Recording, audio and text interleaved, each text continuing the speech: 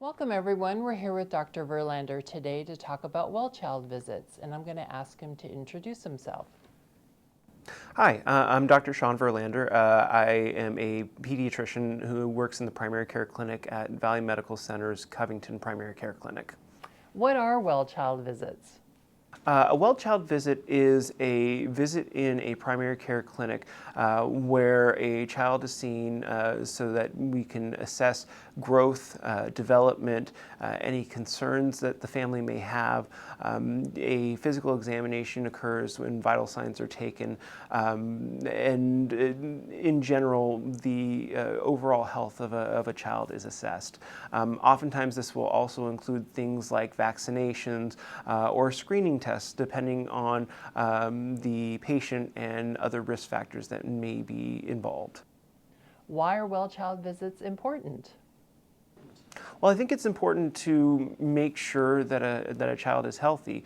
We want to be able to provide some reassurance that something is okay, but we also want to be there to help look into something if there is a concern that merits further investigation. You know, for example, if there's a history of diabetes in the family and it's warranted based on the child's health, ordering a test to screen for diabetes is perfectly reasonable to help reassure the family that everything is going okay.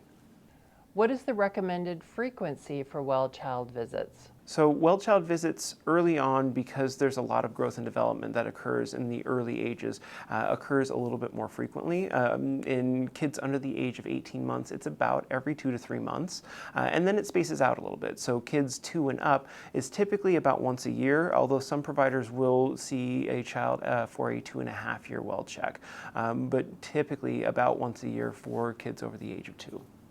What are some important milestones and age-appropriate considerations that providers look at in well-child visits?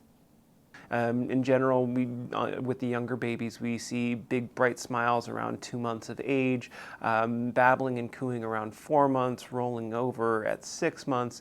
By 12 months, we're on average seeing first steps taken and first words, and the vocabulary tends to expand from there. 2-year-olds really are working on fine motor skills, and being able to stack blocks on top of other blocks and walking upstairs. And 3 and 4-year-olds just kind of build on all of those gross motor, fine motor, and social emotional skills. In our school-age children, we see a lot of learning how to coexist in a world that's outside the home. So learning at school, but also social development to interact with others and hopefully grow to be healthy, functioning adults. During the pandemic, some kids weren't able to get their scheduled vaccinations, particularly kids who are ages 11 through 12. What recommendations do you have for parents and caregivers about that? Well, I think we were put in a bit of a hard situation. Obviously, COVID is a serious public health threat, but we realized relatively early on in the pandemic that ignoring other aspects of a child's health is not great.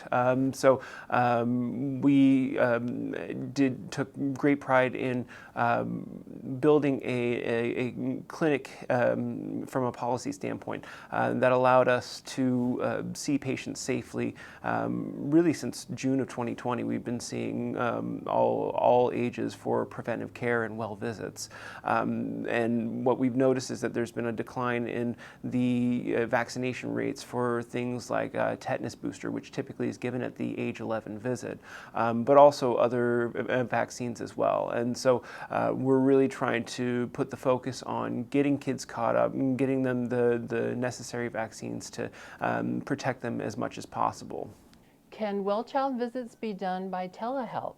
It's an excellent question, because well-child visits there are some aspects that can be done through telehealth. You can certainly talk about any concerns that a family may have about a child. You can have some limited physical examination. I've had a lot of luck with parents who have really nice cameras on their phones, for example, to show me some rashes.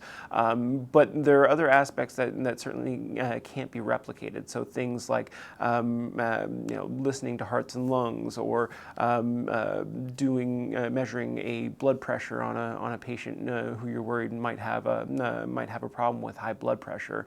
And then there's vaccinations, and if there's any screening tests, if I wanted to check somebody's blood cell counts, or screen for diabetes or high cholesterol, that would require being there in person to have the blood drawn. So while telehealth is a really great asset, there are certainly limitations when it comes to well child visits. What types of providers can do well child visits? So well child visits typically are handled by folks in pediatrics and in family medicine.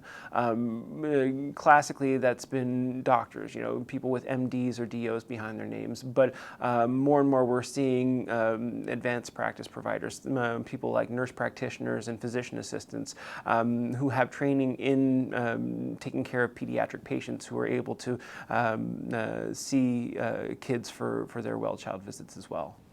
And what can you tell parents and caregivers who are anxiously waiting for the COVID vaccine to be available for kids under 12?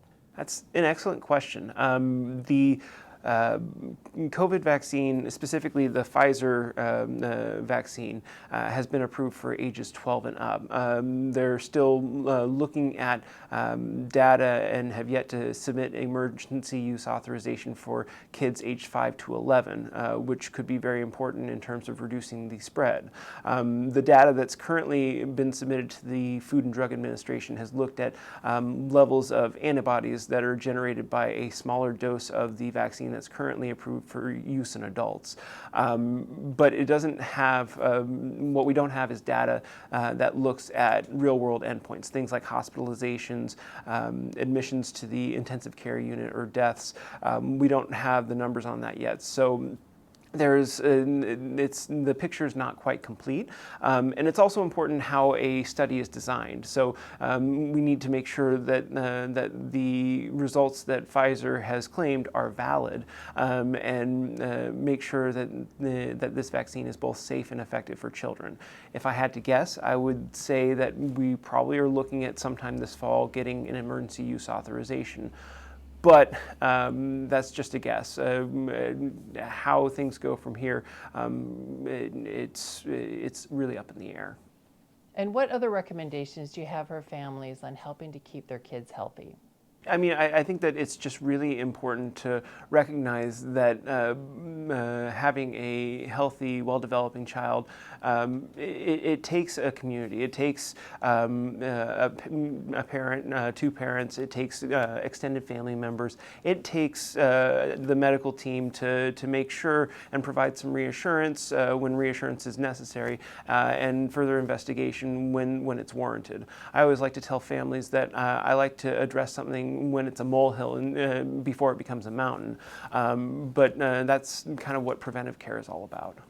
Okay, thank you, Dr. Verlander, for joining us today. And for those of you watching, you're welcome to read the details in the video to learn more about the clinic and other services that Valley offers.